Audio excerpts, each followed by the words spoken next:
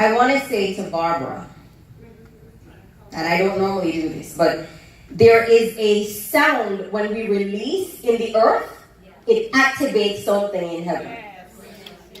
Your voice print was registered this morning. Come on now. The heavens. And whatever it was your son has been going through all these years, I work in the substance abuse arena, so I understand some things. Something broke. It's over.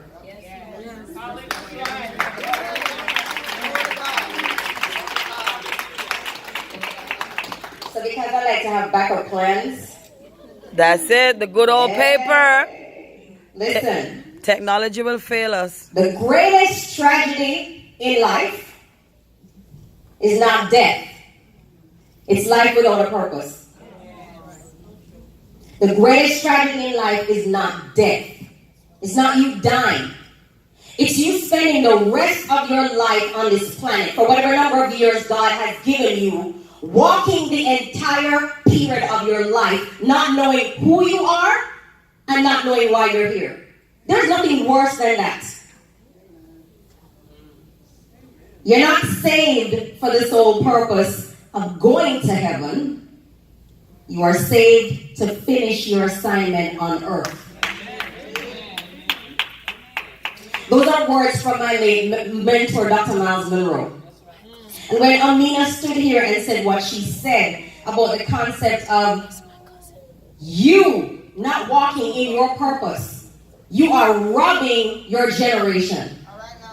You are literally disrupting a sequence of events that need to take place that is going to impact her life, leading to her life, leading to the women sitting on the front row, leading all the way to the gentleman in the back. If you, one person, decides not to do what he or she was called to do, you are robbing a generation. You're literally robbing me. So when I came across these words a few years ago, my life got totally revolutionized, totally transformed. I have two of my sisters here with me, Miss Cindy and Luana, who's heading in the back. Thank you so much for coming. I'm the Minister of Intercession at Miramar Kingdom Community Center. These are my intercessors who decided to accompany me this morning, but I'm not speaking to you in the capacity of a minister this morning. I'm speaking to you in the capacity of a coach because that's why you brought me in. But whatever it is that I talk about, it is undergirded by the concepts of the kingdom of God. Because one of the things that we don't understand is that there are some things that God is going to do, but a lot of what happens to us on this planet is tied exclusively to the series of decisions that we make. And so if we don't make decisions, you know what happens? Nothing.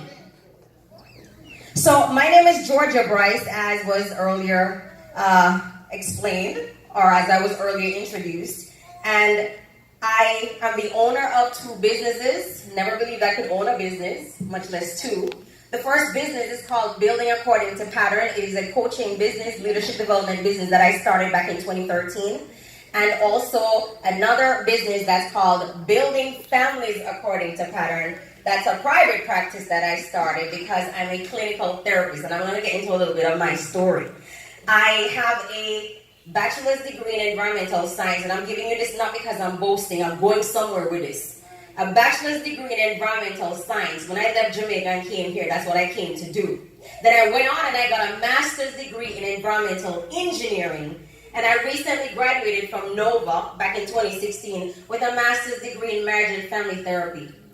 Now, if any of you know anything about engineering and therapy, they're literally two opposite sides of a coin. And I want you to keep that in mind. And so I had the opportunity to start this business. I do coaching, I do leadership development, I do speaking, I do panel discussion. And everything that I do, no matter what I'm called in to talk about, I tie everything that I do to 5 fundamental concepts: self-discovery, purpose, vision, leadership, and legacy development. When my life was revolutionized or shifted approximately 7 years ago, everything that I've done in the course of the last 7 years, whether it's the jobs I've entered, whether it was the people I've met, whether it was the platforms that I've stood on, everything I've given birth to is because I made the decision to begin walking in my purpose. It was because I made the decision to take the time to discover who Georgia Bryce really was. And so as you were saying this morning, sister, if there are issues and struggles of unforgiveness and bitterness and holding yourself back and holding yourself hostage because of stuff that has happened in the past, it's very hard to move. It's like swimming through molasses. It's impossible.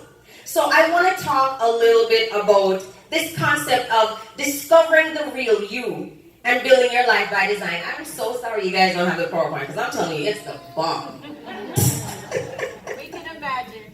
Please use your imagination. Okay, wonderful. So, why do we need to discover who we are? What happens if we don't discover who we are? Every one of us has been put on the planet with a unique blueprint. When you came fully packaged with some stuff that's unique to you. It doesn't matter whether somebody talks the same conversation as you. It doesn't matter whether anybody else delivers the same thing you do. Nobody does what you do the way you do because of that unique blueprint that God has put on the inside of you. And so it's important that you spend the rest of your life finding out what that unique blueprint is, developing that blueprint, and then serving your gifts to the people that are around you. So, of recent times, anybody knows about the book that's out called Calling Becoming by Michelle Obama? Yes. Everybody's heard of that book? Okay. So there seems to be this immense fascination with celebrities. You know, Michelle has her new book out called Becoming Michelle Obama. And then there was something about Warren Buffett last year. They had a special on HBO, I believe, called Becoming Warren Buffett. I mean, Michelle Obama is traveling the globe with this book she just released. In the first month alone, Michelle Obama sold 3 million copies. And it has gone down in history that it is one of the non-fiction books that sold the most in history. Why is there such a fascination of these people becoming themselves? Why? Is it just limited to Michelle Obama? Is it just limited to Warren Buffett? Is it just limited to all these great people that we like to talk about and read about? And we have honors, we honor them. We have holidays in memory of their name, like the late Martin Luther King. Why is it that we focus so much on people on the outside when the reality is the same thing that Michelle Obama is doing with her life, the same thing that Warren Buffett is doing with his life? All of us are called to do the same thing. Question is, do you want to? These people are doing one thing that many of us are not doing. They're studying themselves and they're becoming themselves. They're taking the time out to figure out who I am and why am I here. And if you don't do that, I'm telling you right now, you will spend the rest of your life living somebody else's life. You will spend the rest of your life living a lie. Coming to the end of your road, coming to the end of your journey, looking back over your life and recognizing that everything that God had for you to do, to give, to say, to become, to be, every person you were meant to touch, it never happened. This concept of becoming, it's a process of evolution. It's moving from one dimension to the next. It's discovering newer and updated versions of yourself. Now, I worked in the engineering field for a while. In fact, I worked as an environmental scientist for a couple of years with Miami-Dade County. Then I moved on to engineering. Now, had I felt satisfied with being an environmental scientist, or had I felt that that was all there was to Georgia, I would still be at Miami-Dade County. Had I felt satisfied, or had I believed that all there was to Georgia was an environmental scientist, an environmental engineer, I would still be in engineering miserable as a bat. Because I was miserable. It ain't all that it's cracked up to be when you're outside of purpose.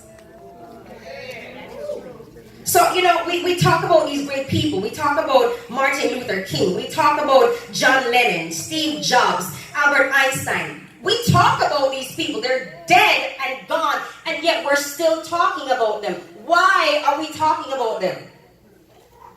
Because they discovered themselves. They did something with their lives, and they had an impact and left a legacy. What are you doing with your life? Now, what is interesting about these gentlemen is this. Every last one of these guys started off just like the rest of us. There was nothing extraordinary about Martin Luther King. There was nothing extraordinary about Steve Jobs. Nothing extraordinary about any of these gentlemen's names that I call. They struggled to find their way. In fact, Steve Jobs, who knows who Steve Jobs is or was? Because they're out there. Who knows? Who's Steve Jobs? The Apple guy. Yeah. Oh. Those people who like to stay in line 3 days waiting for the $1,000 phone to come out. Yeah. That's the guy that you're honoring. Steve Jobs was adopted. Did y'all know that? Yes. His mom, young mom, got pregnant out of wedlock Jewish mom, and the Jewish parents were like, it ain't gonna work. And so he got adopted. Steve Jobs did terrible in school. He was always getting into trouble. He started college and he dropped out of college because it wasn't working for him. And yet, this morning, we're talking about Steve Jobs. Yeah. Martin Luther King struggled in school. And yet, Martin Luther King is known to be one of the greatest civil rights activists of all times. Albert Einstein, who knows anything about Albert Einstein? E = MC squared. Yeah. This guy struggled to talk when he was a kid. They thought he was dumb. His parents thought he had a speech impediment or he had intellectual issues. And yet, Steve Jobs not Steve Jobs. Albert Einstein is known to be one of the greatest scientists in the 20th century. We're still talking about these guys long after they're gone. Who know John Lennon? I know some of y'all know. Stop acting like you don't know. John Lennon was a part of the famous Beatles group. This group was responsible for altering pop culture. And yet, when he was born, his father was never in his life. So if it's a case of, they were born with a gold spoon in their mouth, they had a good start. No. They started at the same level where all of us are starting. And so all of these guys had nothing extraordinary about them. The one thing that they did was they challenged the status quo. And they decided that they were not going to fit themselves into a box and do what everybody else was doing and going the same direction in which everybody was going. They made the decision that they were going to tap into their unique gifting, develop those giftings, and then serve it to the rest of us.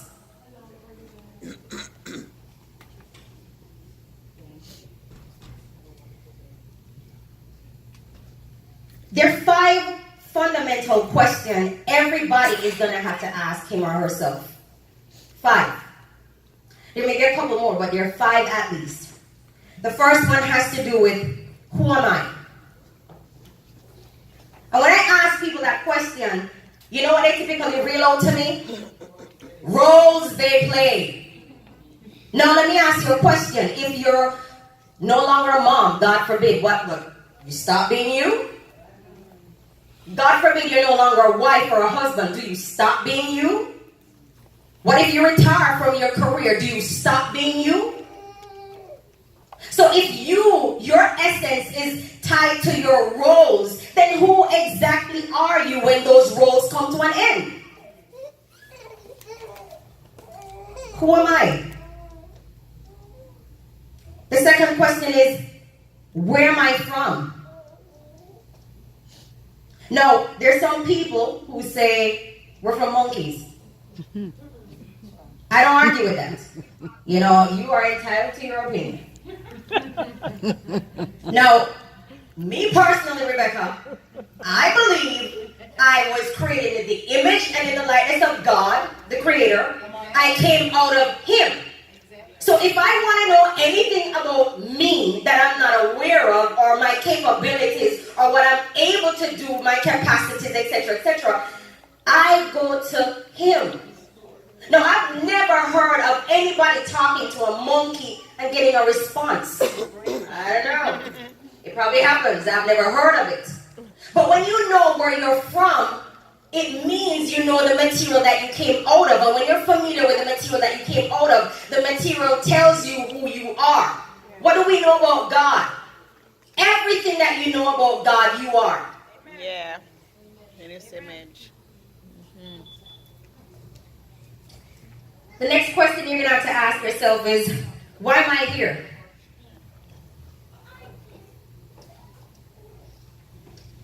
You know what happens when people get into abusive relationships? You know why people use drugs? You know why people get addicted to alcohol and other substances? Because they don't know why they're here.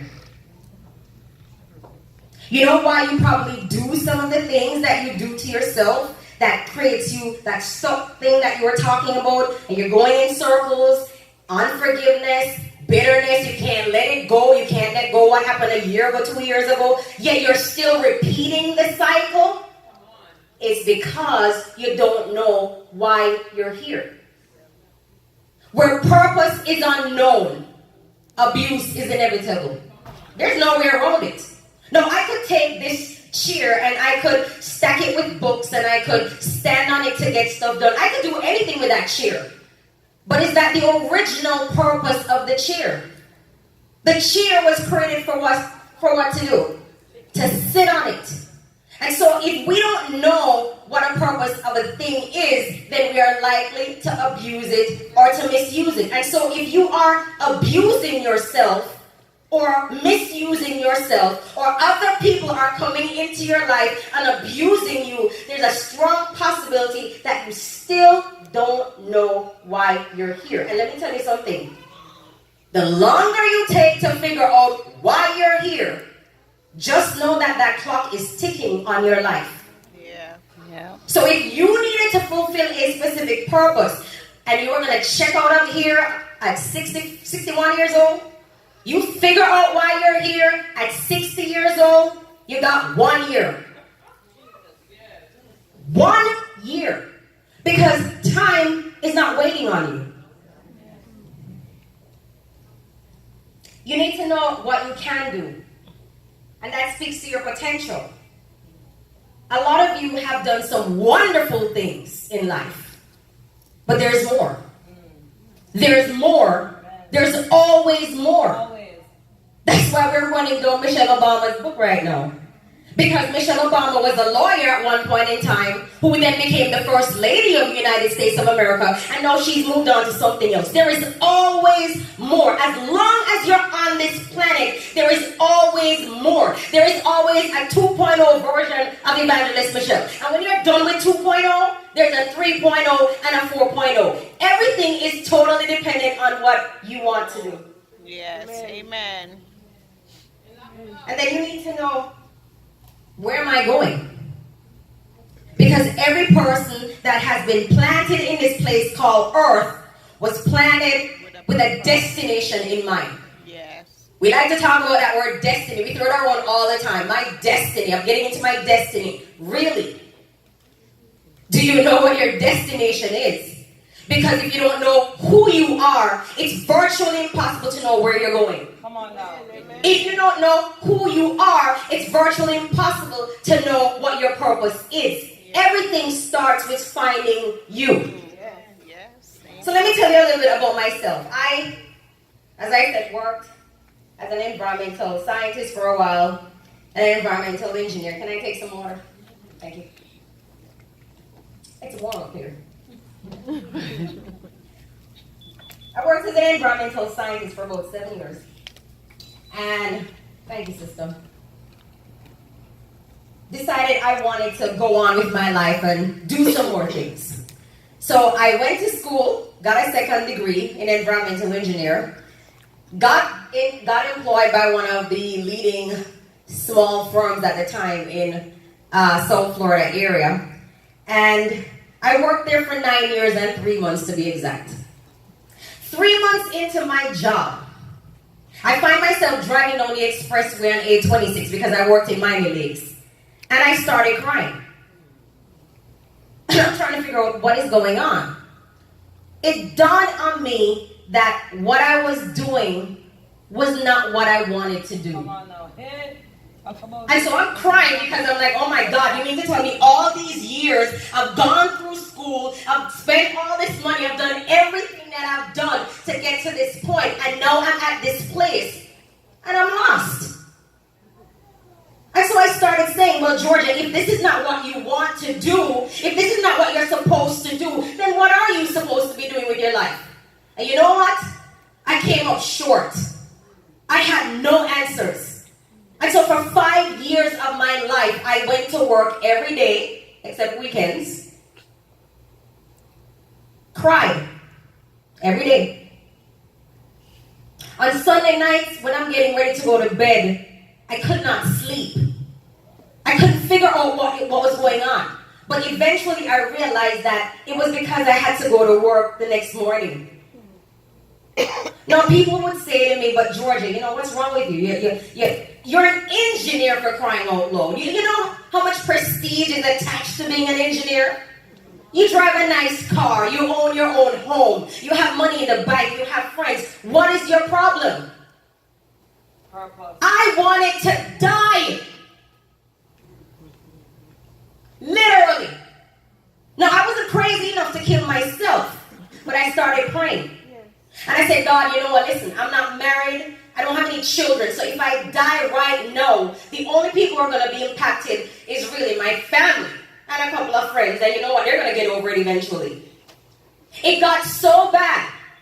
One Saturday morning, I got up at 3 o'clock, and I started checking all of my bank accounts, because I needed to make sure that there were beneficiaries on all of them. Because I was ready to check out of here. I was 30 years old. 30 years old, I wanted to die, Rebecca. No joke. You caught it earlier. I said to the Lord, if this is the top, I'm there. So why do I need to hang around? Stop going to church. I was like, church ain't working for me no more. And I just randomly one day decided to go on Bahamas Faith Ministries, Miss Janice, their website on Sunday morning to see if they were streaming service live.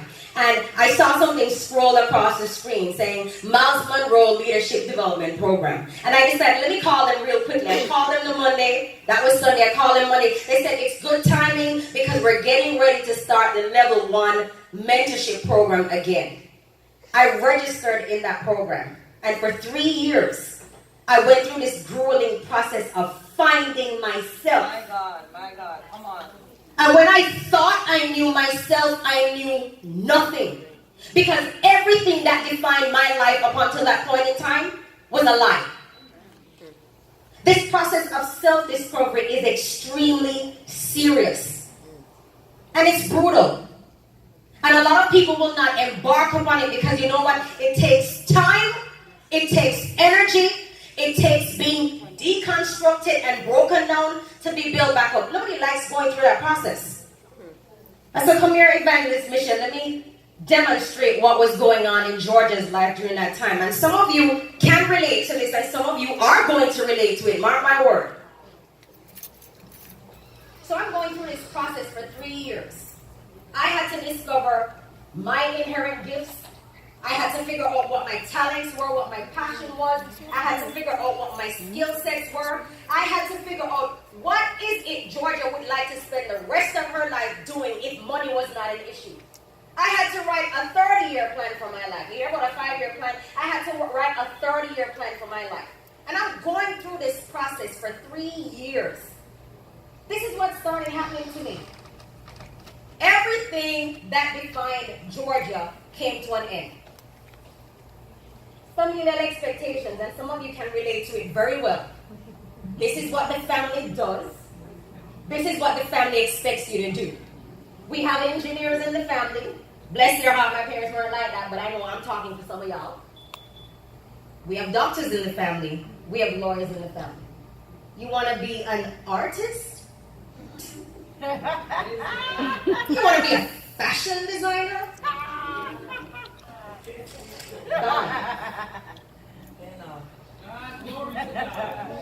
Societal expectations. What society says is the creme de la creme.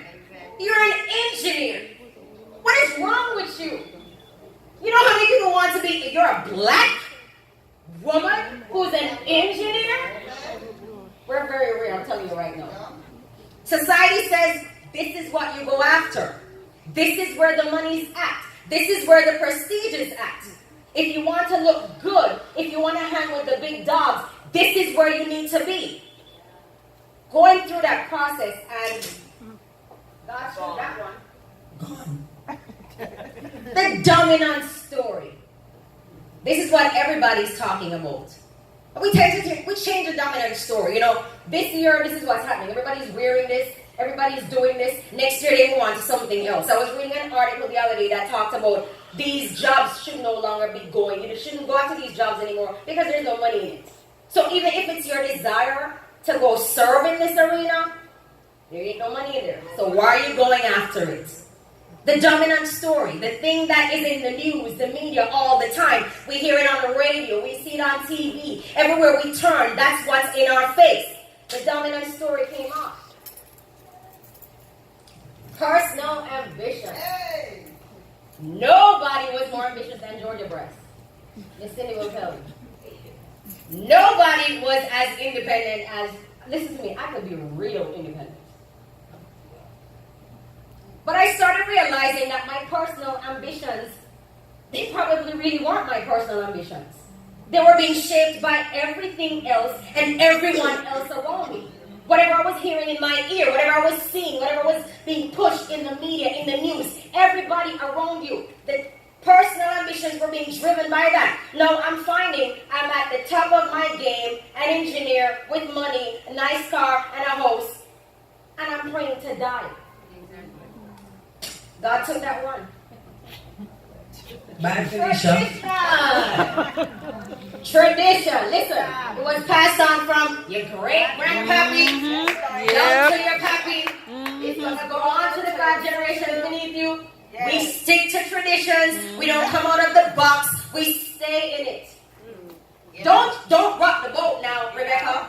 Don't rock the boat. Get out. Oh, I'm rocking. Don't rock the boat now. I'm rocking the boat.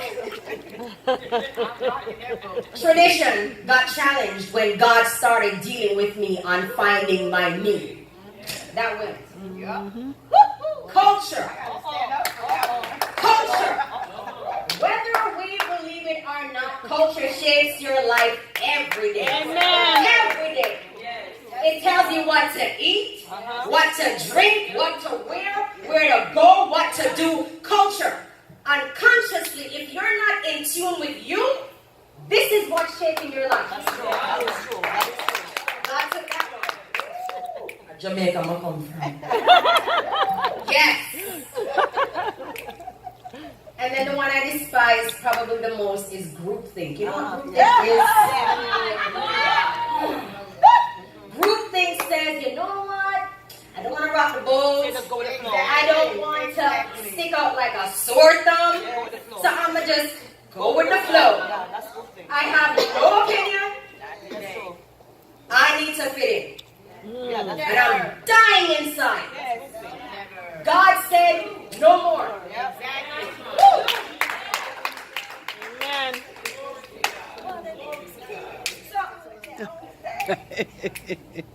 But this was me. Yes. This was me. So what does this mean now? What does this mean if all of that is gone? What does that mean? I'm left here, fear, But naked. clueless. Because everything that says, Georgia, this is who you are. This is what you're supposed to be. This is where you're supposed to go with your life. It's gone. But I still look pretty. At least I still got that going on. Exactly. And then God just...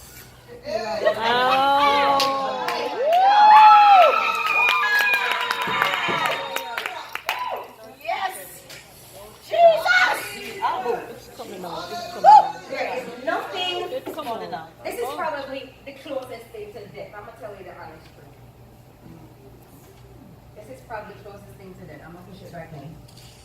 When God starts stripping you. Oh my God. Yes. Oh my God. You think He is trying to kill you. Take it off. I didn't pray to God.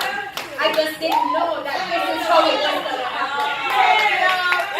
And he stripped everything that was Georgia and Marie Bryce came down to bare bones. Everything. You weren't supposed to see this. Close your eyes. It's okay. Act like you understand. What's that now? What's that you pushing in? Come on, guys, lighten up. This is where I was. Try this. Yes. Yes. There's nothing attractive about this. Bare bones, bare bones, bare bones, I was lost. bare bones. I was lost. Exactly. And you know, let me tell you something. What God has a very interesting way of doing things. Oh, yes, he does. Jesus, He yes. puts you in isolation. Yes. Woo! Yes.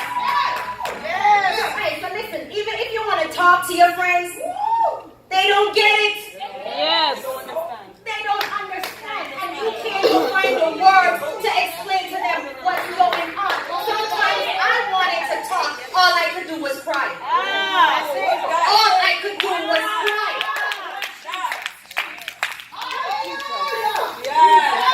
I feel it, Prophet.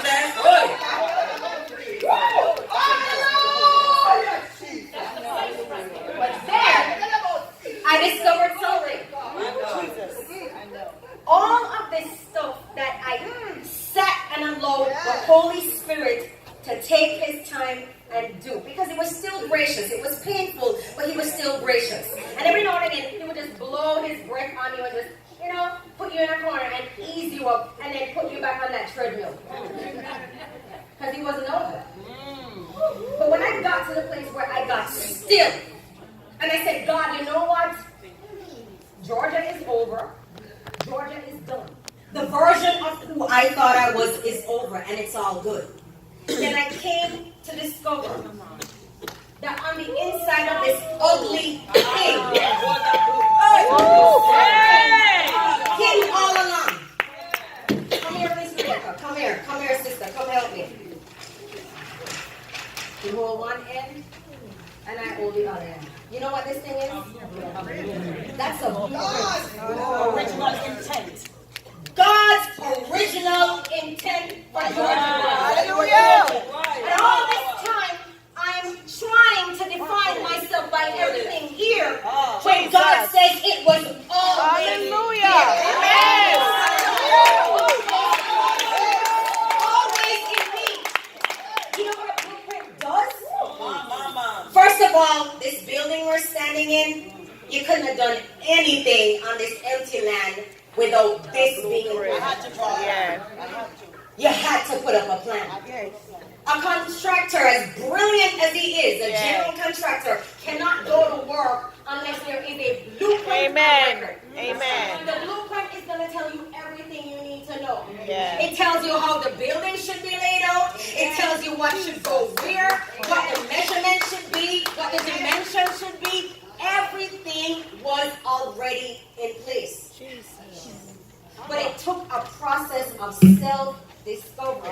Yes. And being willing to say, God, not my will, but your will be done.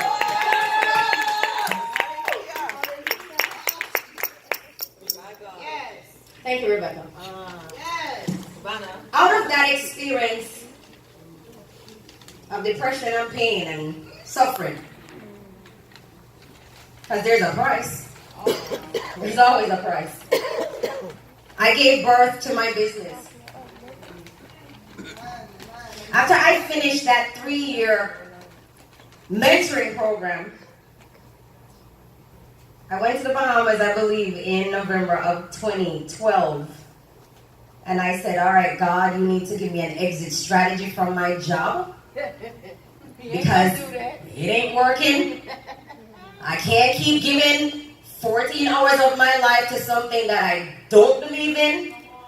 I can't function. I am stressed. I am tired. You've got to give me an exit strategy. And when I went to the Bahamas for a Global Leadership Summit that year, I came back that November. By January, I was signing up to be in school for marriage and family therapy.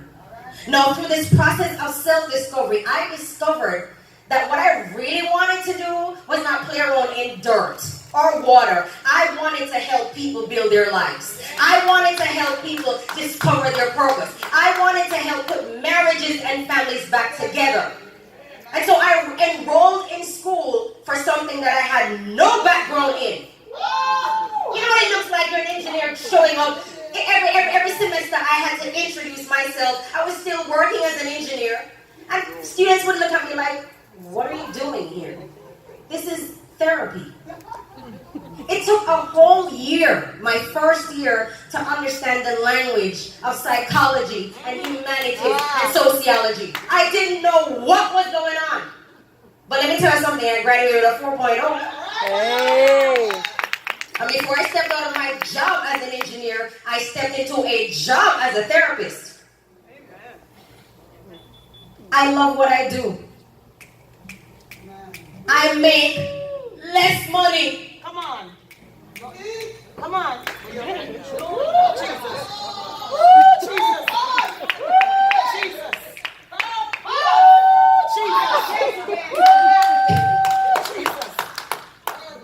But I sleep good at night.